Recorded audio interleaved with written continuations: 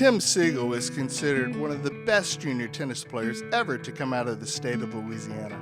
I played competitively really starting about age 8 and played national tournaments starting at about 11 or 12 years old and enjoyed playing ever since. Tim was known as an intense competitor at the University of Arkansas and flourished professionally, especially in doubles. After playing the Pro Tour, Tim ended up becoming the head coach at Texas Tech and served in that capacity for 23 years. I started in January of 1993. We actually had no facility on campus until 2002. So my first 10 years, we had our home matches at different places, different clubs, including the Lubbock High School. So it was a little bit tough. Didn't have the facilities, didn't have the budget, but I loved Texas Tech from the day I walked on campus, and it was a great place to work, and I enjoyed my 23 years immensely. Tim decided to retire in July of 2015 to spend more time with his family. I resigned from Texas Tech on July 8th, and the first thing I told my son, Luke, he met me at the front door. I said, "Dad's not going to be coaching at Texas Tech anymore." And I said, "Guess what? We're going to be going to spring training games." And a big smile came on his face. Bobby Bank has been best friends with Tim for many years. Bobby has lended tremendous emotional support and advice during this very difficult time.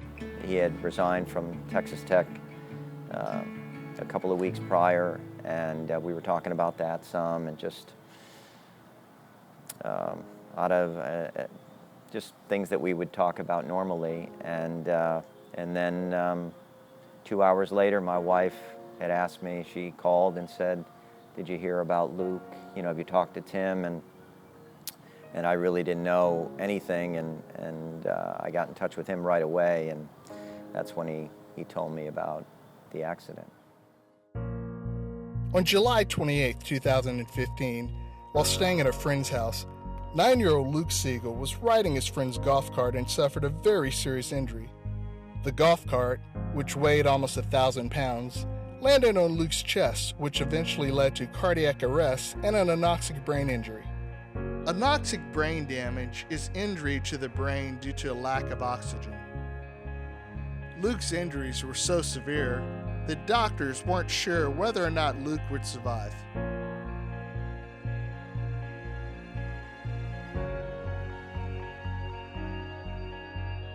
One of the things I mentioned to Tim early on was that I felt it was important that he keep a daily journal. Whatever happens, you have a story to tell, and it's about impacting lives and making a difference, and to use this in a positive way to impact lives. And you know, there's a story to be told, and you can make a difference in so many people's lives. And he started doing that, and he did it pretty quickly, and he's continued to do that. I learned that it's not easy. Every single day is a challenge. I learned that it took me about 9 months to begin to be who I used to be. I have a message that I talk to the kids about: finding their passion, never giving up, lean on friends, family, coaches, counselors, siblings, make good choices, be careful, and have faith. And all 5 of those I've struggled with, for sure. And so to say that I have been positive is really probably an overstatement. It's taken all that I have in me to focus not only on Luke, but my wife and my 3 daughters. They not only have Luke that needs 24-hour care and so much attention, but they have a 14-year-old daughter that they have to raise, a 12-year-old daughter at the same time, and they need attention. And they have a 25-year-old daughter now that is married. And to be able to balance that has been a remarkable thing to see, that they've been able to do that. And I think the other thing that can't get lost in this too is you also have a marriage, you know, and you have to be there for each other as well. So there's so many legs to this, and I think they do an amazing job of that. And they really have quite a story to tell and to share that goes even beyond Luke, and it's been awesome to see.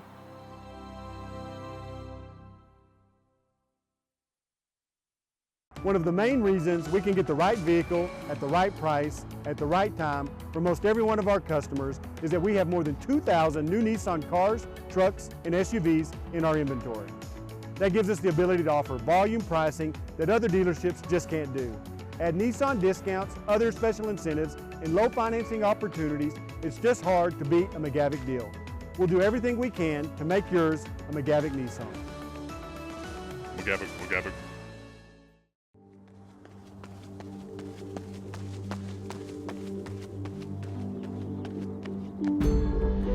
This is me time. When I'm here, things begin to make sense. My body relaxes. My mind clears. This is where I come to get away from the noise. Everyone runs for their own reason, but it all begins with the shoe. And that's where I come in. I make sure your shoe fits correctly and feels right. If you're serious about shoes, I'm Clay Elmore. You'll find me in the shoe department at Cardinals.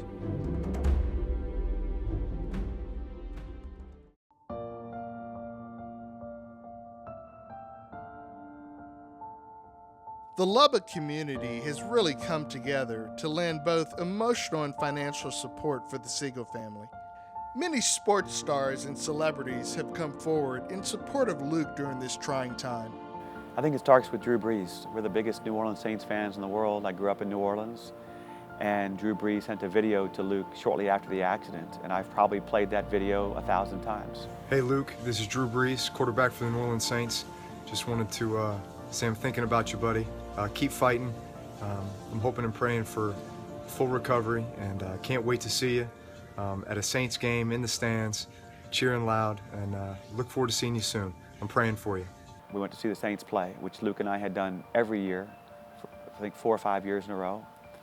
And we went to see the Saints play Seattle, and we went to practice the day before, and Drew came over and met with Luke. And it was incredibly special to all of us. But the last thing Drew said to Luke was, I'll throw you a ball one day, buddy. And I'm holding on to that for sure.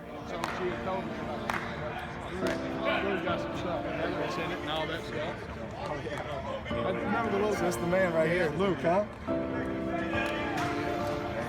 He's here at a game. He's back, right? He's back. Luke.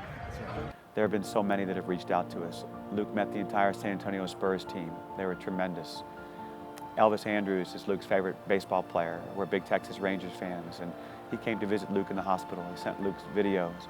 Rafael Nadal sent a video to Luke. Hello, Luke. I just want to send you a big hug. I know your story. I heard about it, and it's just amazing. I know you are a very strong guy, and everything will be much better soon. Just I send you a very big hug and all the best. See you soon. We've had so many people. Dr. Phil sent a video. We've had people, former Texas Tech athletes, and a lot of the Texas Tech teams have reached out to us. So it has been incredible. But I can tell you that it makes a difference because our life together, our bond together was sports. That's what we talked about. That's what we did. And I mention sports to Luke every day. I talk to Luke as if he understands. He's not able to communicate back with me, but I know for sure he understands. Our communication right now is basically blinking of the eyes. I asked him one time, I'll never forget, I said, do you think we're going to beat Denver Broncos this week? He blinked twice. Unfortunately, we didn't beat Denver, but I know that he understood. Hey Luke, it's Roger here. I just wanted to let you know that you have to stay strong, and I'm behind you, and I'm part of Team Luke. Take care. The Siegel family has just recently established the Team Luke Foundation to help other families in similar situations. And I think Luke will give you a source of strength and inspiration and help you accomplish things that you didn't think you could. I've seen lately, since the foundation has been started, Tim has always been a very passionate guy. Was passionate in his coaching, passionate as a father. That was the way he, that's Tim. And that was really lost. And I think it's now this has been reignited, and that's been awesome to see. I think he's impacting lives every day. And I know we had an event in Fort Smith for the family, and we had a few hundred people come out, and we had 130 people participate in our Pro-Am, and we raised over $100,000, and we only had 2 months to prepare for it. And I had so much help and so much support, and not one person knew them personally. It's about impacting lives, and Tim knows that, and that's what he's doing now. And hopefully, and I just pray that Luke will eventually be able to verbally impact lives with his own voice someday, and anything is possible. And if anyone can do it, he can.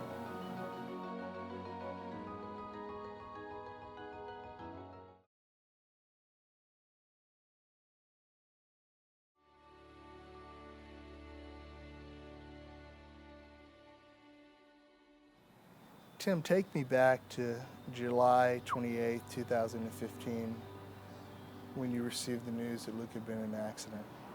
Luke had an accident, was riding in a friend's golf cart, and had chest and head trauma, and was rushed to the hospital, where at the time that we arrived at the hospital, Luke was in cardiac arrest. And so it was an extremely difficult first 3 days, first 44 days in Lubbock, and then eventually went to Cook Children's Hospital in Fort Worth for 4.5 months. I was in a cocoon. I was really in a hospital. I lived in a hospital, and I didn't really understand or wasn't aware of all the support. But when you now look at Facebook, and there's almost 30,000 followers, and sometimes I see that a video might have reached 250,000 people, it is absolutely mind-boggling. The support we've received in Lubbock, they say Lubbock is the friendliest city in America, and it's not only the friendliest, but the most compassionate, and they have been so supportive. I don't think I've ever gone anywhere in Lubbock, anywhere, where someone hasn't come up to me and said, I just want you to know how much I'm praying for Luke, or how much Luke has made an impact in so many people's lives. And that's really what I'm now trying to do, is make an impact in a lot of people's lives, including children, where I've spoken to churches, schools, youth groups, spreading the message, talking about Luke's story, and hopefully I'm making an impact on their lives. What made you decide to form the Team Luke Foundation? Last July, someone came up to me and said, looks like you're drowning. You need to consider starting a foundation. My first response was I had no energy to do a foundation. But what I've learned is it's given me energy. It's given me some life back. And it's taken me 6 months. I have an incredible board of 15 people on this board. We've got events planned. My goal is to raise this year $500,000. But with our events and the work that I'm going to put in, I'll be very disappointed if I don't do a lot better than that. But I want to be able to help families. And in so many cases, parents don't realize there's no blueprint when something like this happens. So there are a number of different ways I believe I can help. Number one is simply emotionally, to be able to help parents have at least an idea of what could happen and what to look forward to. Also giving ideas of medicine and therapy, just some things that we've gone through. And then of course, equipment, whether it's stander, bolsters, wedges.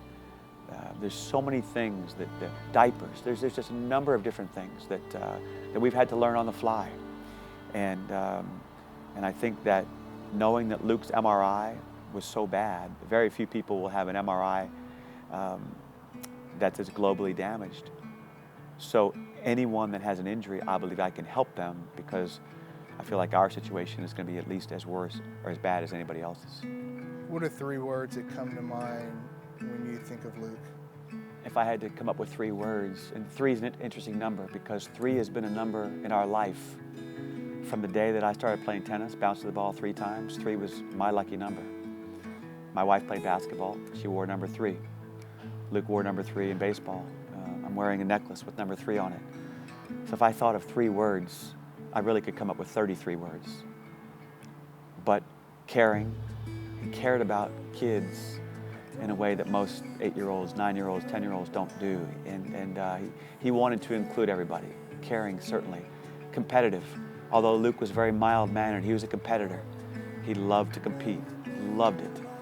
And, you know, so when you talk about someone who's competitive, someone who cares, you know, I think the other thing, it's not necessarily one word, but I always said, Luke, you're my boy, right?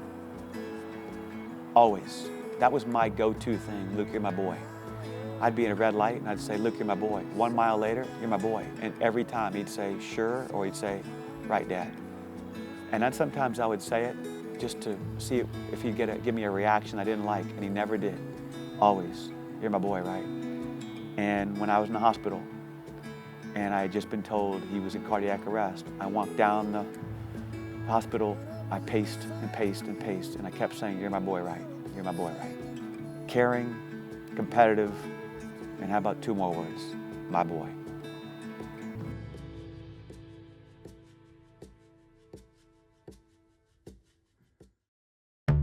Preparing a meal. It's a lot like preparing for a game. It involves hard work, the right plan, and attention to detail. Great food, that's our passion. A taste of Louisiana, handcrafted from scratch. With a bit of spirit, and oh yeah, sports too. Walk-ons, because everyone needs a little playing time. Hi, I'm Bart Rager. And I'm Rick Dykes, here with another Red Raider and former Texas Tech men's tennis coach, Coach Tim Siegel. As coaches and players, we all know that as a group, we have to come together as a family before we can ever be a team. My son Luke has brought us together to bring awareness and assistance to other families with children who have suffered an anoxic or traumatic brain injury through the Team Luke Foundation. The Rager Dykes Auto Group family is on Team Luke. Will you come join us? Texas Breeze basketball teams, and we are proud to support the Team Luke Foundation. Luke, you have given me the strength to coach this team. You have taught all of us to give everything we have. Luke, we are so proud of you. You inspire us all, and we love to watch you work so hard in therapy. Luke, we love you and pray for you every day.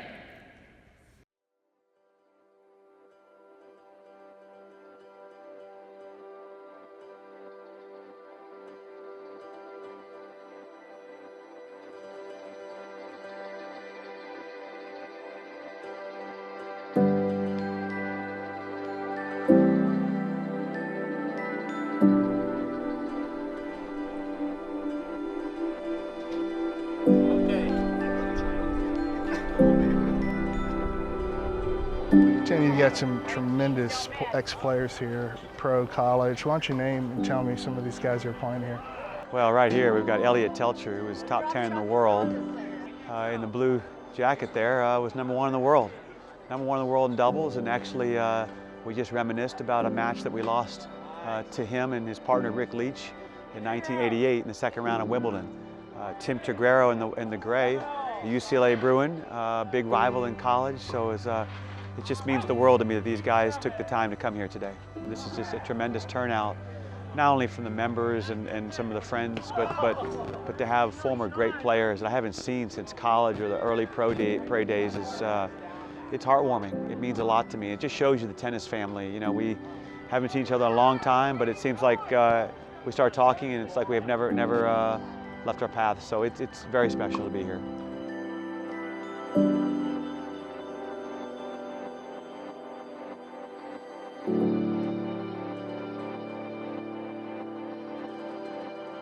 Being here in New Orleans, it's a testament to the community. You know, all of us who knew Tim, you had to love the guy. Starting to follow the story online and communicating with Tim, it's changed my life. So. And so you came down from Cincinnati for this event. What made you come down? Tim and Luke, family. My sister's head injured. It's tough, but you got to support your friends and the causes. And it's great to come back, and there's so many people, so many friends from New Orleans that I haven't seen in years and years. So that's been an awesome time.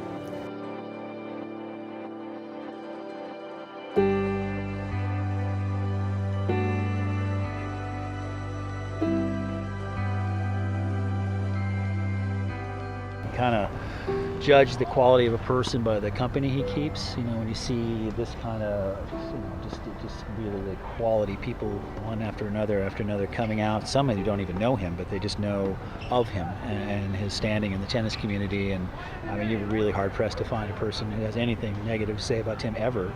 You know, he's just been a leader and of character and as a player and just as a general, as a person and a friend. And so yeah, it just, you know, you attract similar type of people that are willing to give their Saturday morning for an event, cause like this. Oh, I think it's great that they come out. You know, it's a great thing. You know, to do that for a boy like that and come out, and it shows that they have some heart. You know, you know, they're good guys. You know.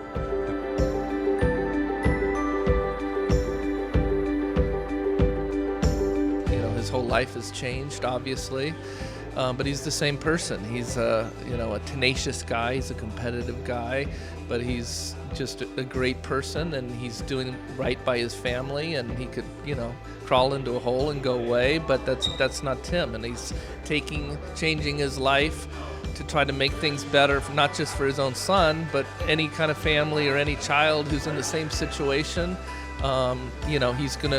He's a successful guy. I'm sure he's going to build this foundation, and it's going to do great things, and he's going to help a lot of people. So, if there is any silver lining, I think that's going to be it, because he's going to be able to help people beyond his own family.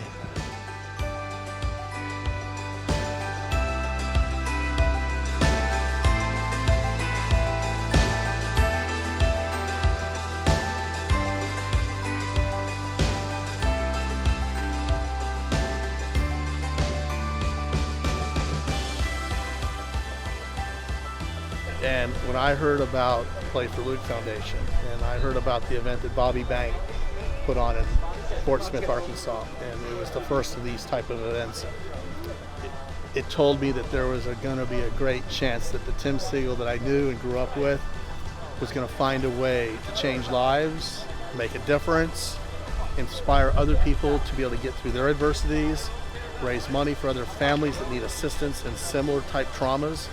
And Tim Siegel's probably, if not the only person that I know on this planet that could be handling it the way he is, and who's going to make so much good out of something so bad.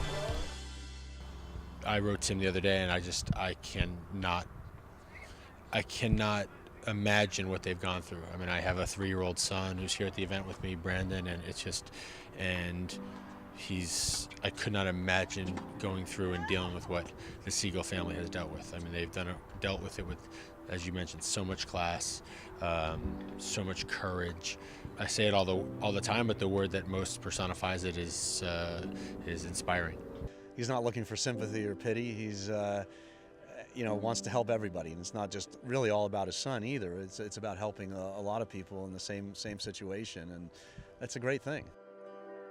Luke has far exceeded doctors' expectations and is currently doing therapy on a daily basis. Luke is gradually improving and responding to some commands with blinking and moving his limbs. If you were to look at some of his MRIs, he shouldn't be able to vocalize, really even be awake, and he's far surpassed that. So, and then one of the doctors at Cook Children's told us, they treat the patient, not the MRI. There was a woman that came to us shortly after the accident and said that Luke had a way of making all of his friends feel like they were Luke's best friend. And that's how Luke was. Luke was a very mild-mannered, sweet boy who wanted to help people. And I remember telling Jenny months before the accident that we have a special little boy. He cares about people in a way that many 8-year-olds don't. And I said, he's going to really make something of himself. And here he is, impacting people in a way that we didn't expect nor wanted. But I think because of who he is and how he goes about things, he's going to make a difference in a lot of people's lives.